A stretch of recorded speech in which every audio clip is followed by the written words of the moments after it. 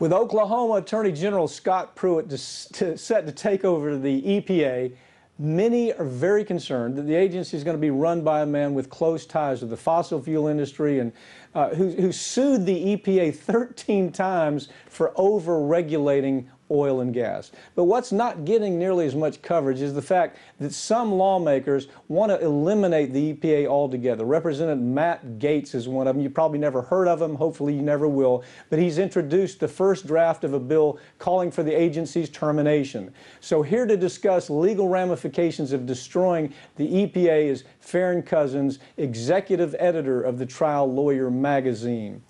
Farron, what exactly would this process do, and how, first of all, Matt Gaetz, I mean, nobody's ever heard of Matt Gaetz. Is this just a way for Matt Gaetz to put himself on the map somehow? What's your take on this? It's a crazy story. Well, it really is. And, you know, unfortunately, Matt Gaetz actually represents my district here in Florida. He's a freshman congressman. He spent 6 years in the Florida State House of Representatives, where he didn't really accomplish much. If you look back through his record as a state representative, I think he had about 5 or 6 bills that he wrote or co-sponsored that actually got passed.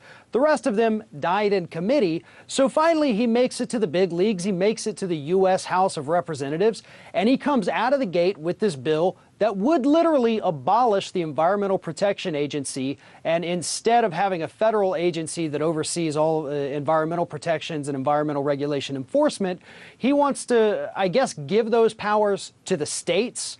Maybe have the states try to step in and do this, something they've never done in the past, something they're not capable of doing. Farron, I'm hearing this term pushed around up there with this new set of congressmen. They're calling them political punks. They basically come with no real credentials. The political punk line is that here you got a guy like Gaetz. Nobody's ever heard of him. Chances are nobody ever will hear of him.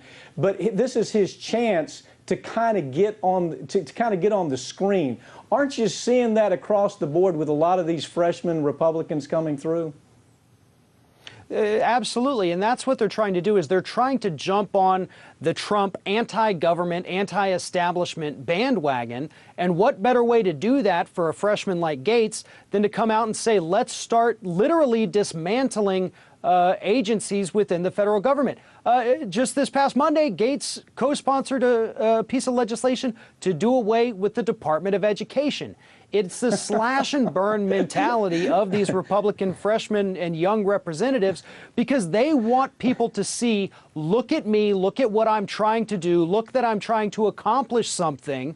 And they think that is going to propel their careers even further, even though we've seen across the board, people do not want to get rid of entire government agencies. They may not like all the regulations, but they understand to an extent these regulations save people's lives. They create standards by which everybody has to play by. I just settled a case that up in the Ohio Valley that, had I not settled, a lot of those people were going to die of cancer because their water was poisoned. I just settled it this week. Okay, now, without the EPA, we probably couldn't have handled that case. Give me your take on what happens if there's no EPA. We continue to poison people. Matt Gaetz thinks it's a great idea for children to drink water that's poisoned. Matt Gaetz thinks that's a good idea, and the people who signed on with him think that's just fine because it's not their children. Until it happens to their children, it doesn't matter. What's your take on it?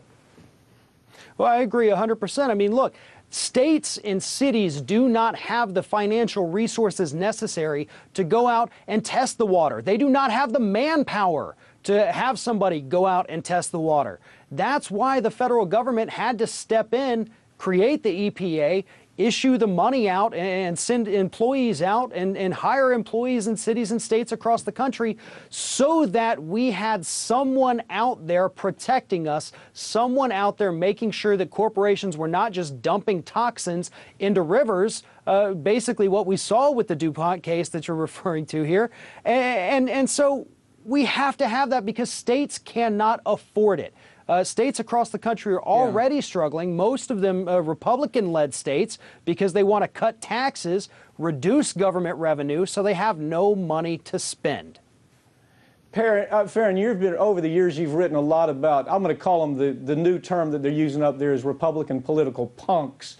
You've called them other things. But the point is this: well, I guess we can get used to this. We're going to see a lot of this, and you're going to have a lot to write about with the Trial Lawyer magazine, and we're certainly going to have a lot to talk about here on America's Lawyer. Thanks for joining me, Farron. Thank you.